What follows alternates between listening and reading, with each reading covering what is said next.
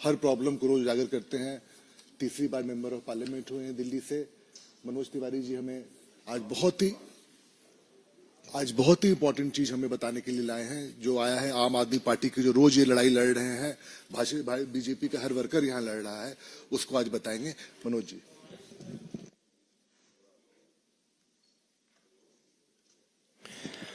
धन्यवाद प्रत्युष भाई। दोस्तों, सबसे महत्वपूर्ण बात आज की इस प्रेस कॉन्फ्रेंस में ये है कि अभी तक तो हम लोग देखा करते थे कि किसी आरोप में, किसी घोटाले में, किसी बड़े स्कैंडल में व्यक्ति फंसा करते थे, व्यक्तियों का समूह फंसा करता था।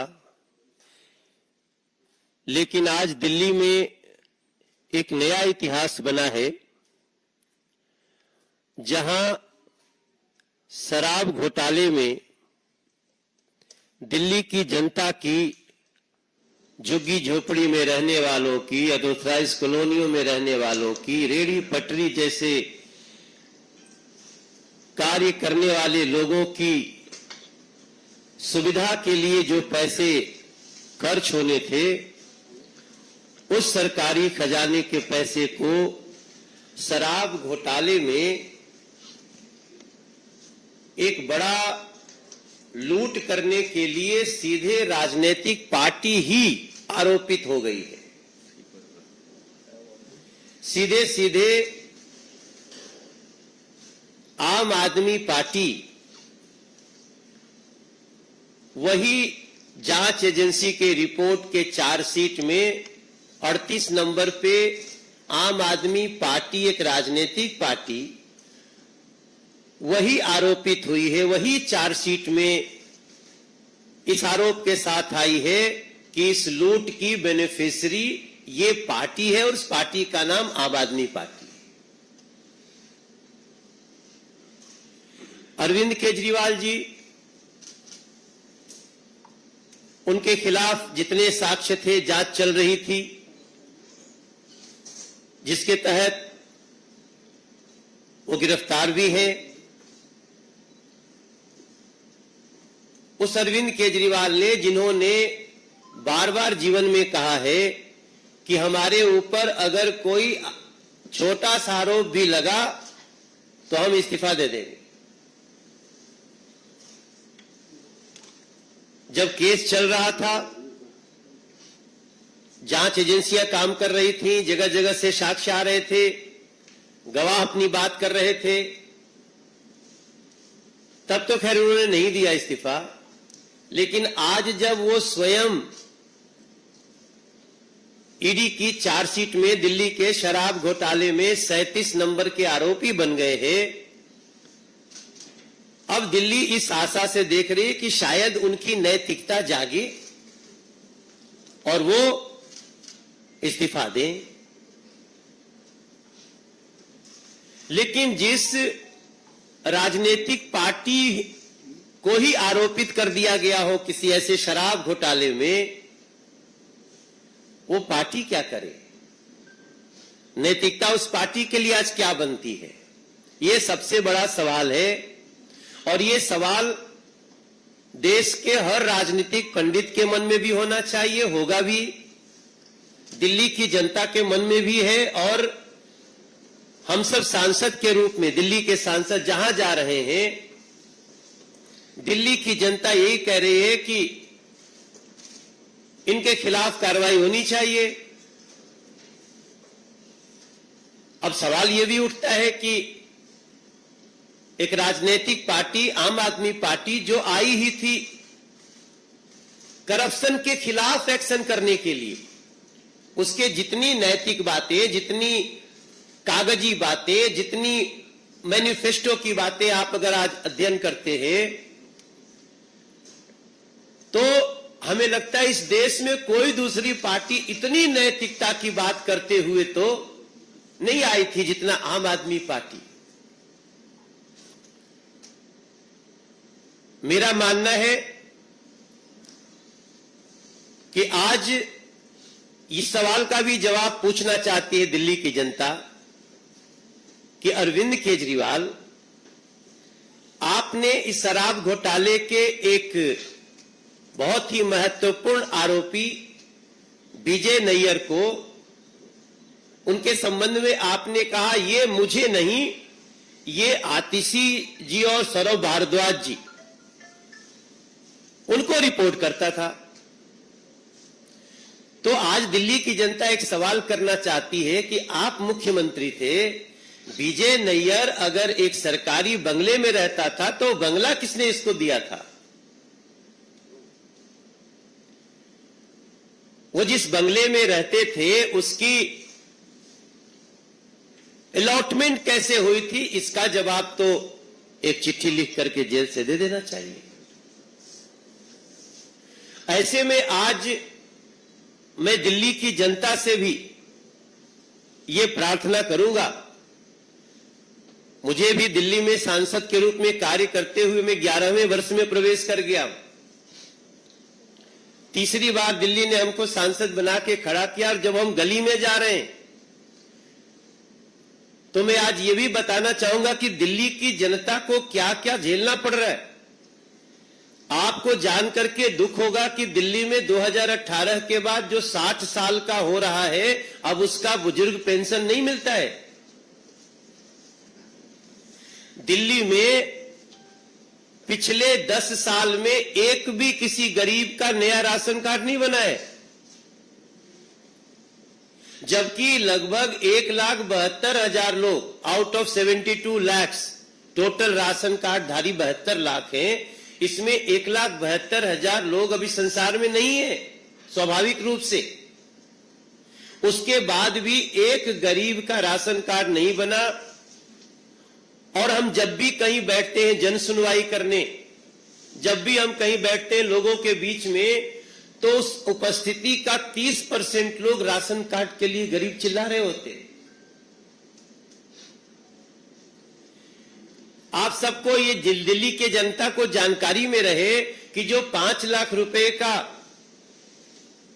फ्री ऑफ कॉस्ट इलाज पूरे देश में 55 करोड़ लोग उसमें इनरोल्ड है, जिसमें लगभग 70 से 74 लाख तक की आबादी दिल्ली की है। उनका नाम निबद्ध है कि अगर आपके घर में माता पिता पति पत्नी और उसके बच्चे, इसको परिवार कहा जाता है उस डेफिनेशन में, उसको 5 लाख रुपए का इलाज मिलेगा। लेकिन वो दिल्ली में रोका हुआ है अरविंद केजरीवाल जी की सरकार ने, और झूठ बोलते हैं। आपको एक और जानकारी दूंगा इस प्रेस कॉन्फ्रेंस में कि गरीबों को घर देने वाला प्रधानमंत्री आवास योजना, जो 4 करोड़ 21 लाख लोगों को पूरे देश में घर दे दिया है, एक केवल कालका जी का उदाहरण छोड़ दीजिए जो डीडीए की जमीन थी और सरकार की योजना से हुई, वरना दिल्ली के एनसीटी इलाके में प्रधानमंत्री आवास योजना बंद है, उसको चालू नहीं किया गया है। तब मैं पूछना चाहता हूं कि आप 10 साल में क्या दिया है आपने 10 साल में दिया तो कुछ नहीं। पानी के लिए भी दिल्ली तरस रही, या तो पानी के लिए तरस रही है, या तो पानी के कारण तरस रही है, परेशान हो रही है, तड़प रही है, तरस रही है और तड़प रही है। या तो पानी खत्म हो जाता है, या तो पानी भर जाता है, गाड़ी डूब जाती है। तब मैं आज अरविंद केजरीवाल को उनकी नैतिकता की याद दिलाते हुए, कि आप कहते थे ना कि आरोप लगते ही हम इस्तीफा देंगे, अभी आरोपी बन गए, आप चार्जशीट में आरोपी बन गए। तब मैं पूछना चाहता हूं, दिल्ली की जनता आपसे एक्सपेक्ट कर रही है कि क्या अब आपकी पार्टी को सरकार में बने रहने का अधिकार है, क्योंकि आपकी पार्टी भी इस शराब घोटाले में आरोपित हो चुकी है। 38 नंबर पे इन सवालों के साथ दिल्ली की जनता तो इसका निर्णय आपको करेगी, समय आने पर देखेगी। लेकिन इस समय अगर अरविंद केजरीवाल जी चिट्ठी से भी सरकार चला रहे हैं, अगर अरविंद केजरीवाल जी अपने घर में भी किसी को चिट्ठी लिखते हैं, तो कृपया लिख करके बताइए कि इन परिस्थिति में दिल्ली की जनता नैतिकता के रूप में आपसे क्या अपेक्षा करे, ये भारतीय जनता पार्टी चाहती है। क्वेश्चंस? यस। मनोज जी, आपने बोला कि पानी जो है या तो बिल्कुल नहीं होता है, बहुत ज्यादा होता है, तो मुझे खबर आ रही है जैसे कॉलोनी रवाना में जो है वहाँ का बराज टूट गया, तो वहाँ पे कार्ड मुनेक नहर आती है जिससे पानी दिया जाता है, उसकी ये घटना अभी हमारे पास थोड़ी देर पहले में पीसी में आने से पहले पता चला है। तो देखिए, जब किसी भी चीज की मरम्मत नहीं होगी, जब किसी चीज का केयर नहीं होगा, तो इसी तरह का समाचार हमको मिलता है। बहरहाल अभी हम लोग अपने स्तर से इसको क्या कर सकते हैं, लेकिन दिल्ली सरकार को इसमें आगे बढ़ना चाहिए और उसको ठीक करना चाहिए, क्योंकि लोग भी बहुत परेशान हैं। हम इसमें जितना सहयोग कर सकते हैं केंद्र से, पूरी करने के लिए आगे बढ़े।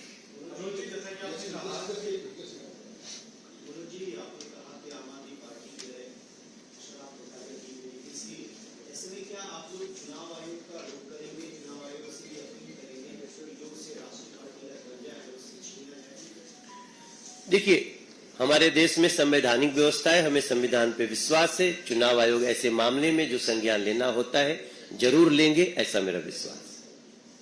मनोज जी, आपने कहा कि आम आदमी पार्टी आरोपित हो गई है, मुख्यमंत्री का नाम आ गया है, आरोप लगते हैं, वो पहले इस्तीफा देने की बात कहते थे, लेकिन अब आपकी स्पष्ट मांग क्या है, क्या चाहते हैं? नहीं, हमारी स्पष्ट मांग है कि इनको अपने पद पे बने रहने का अधिकार नहीं है। इनको अपने पद से मुख्यमंत्री को भी इस्तीफा देना चाहिए, और आम आदमी पार्टी ही आरोपित हुई है, इसमें क्या होना चाहिए उनसे हम चिट्ठी के मार्फत जानना चाहिए।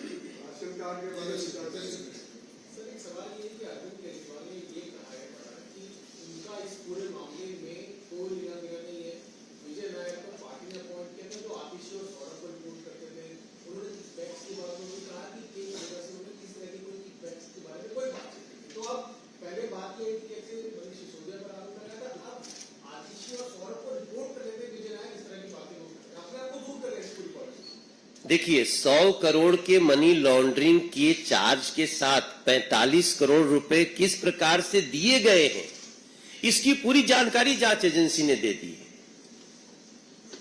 कौन से व्यक्ति ने पैसा पहुंचाया, कितना 25 करोड़ कब गया, विनोद चौहान ने 25 करोड़ रुपए दिल्ली से गोवा कैसे भेजा, और बेनापल्ली ने कैसे रिसीव किया, ये सारी जानकारी अब आपके सामने है। मतलब जांच एजेंसी ने दे दिया है कोर्ट के समक्ष। तो इसके बाद भी हम तो पूछ रहे हैं कि क्या विजय नैयर को जो घर मिला, क्या उसकी भी जानकारी अरविंद केजरीवाल जी को नहीं थी? किस हैसियत से घर मिला, कैसे घर मिला, क्यों इतने बड़े पौधे पे मिला? बड़े बड़े सीनियर विधायकों को ऐसा घर नहीं मिलता जैसा विजय नैयर को मिला। तो मुझे लगता है कि कोशिश तो हर अपराधी करता है बचने की, मगर कोई गुंजाइश है नहीं। He should resign.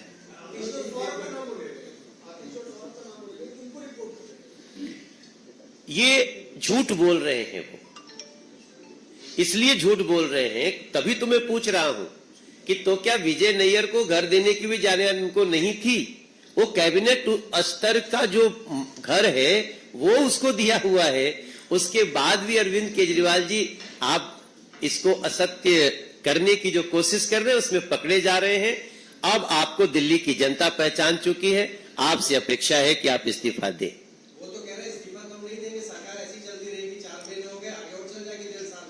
दिल्ली की जनता देख रही है, यही तो बात है कि दिल्ली की जनता देख रही है। हाँ, नहीं, हम लोग तो बार बार कह रहे हैं जो इस चीज में संवैधानिक प्रक्रियाएं हैं उसका पालन होना चाहिए, उसके आधार पे एक्शन होना चाहिए। Just a minute. We have 2 more questions, so let's go with you first. Now. PPAC जो बढ़ा है 8.7% के करीब, उसके बाद बिजली के बिल ज्यादा बढ़ रहे हैं, उस तरह की चेकिंग आपत्ति जताई है, करेक्ट प्रोटेस्ट भी होगा। आम आदमी पार्टी की तरफ से बयान आया है कि ये एक सिस्टम रहा है जिसमें डिस्काउंट बढ़ा सकती है, बट डिस्काउंट में बीएसईएस में डायरेक्टली डीईआरसी को लेकर लिखा है और अनुमति नहीं दिया बढ़ाने की, तो कैसे देखते हैं? उस पे हमारे प्रदेश अध्यक्ष ने, दिल्ली के प्रदेश अध्यक्ष ने पूरी जानकारी दी है। अभी उस पे हम बाद में बात करें।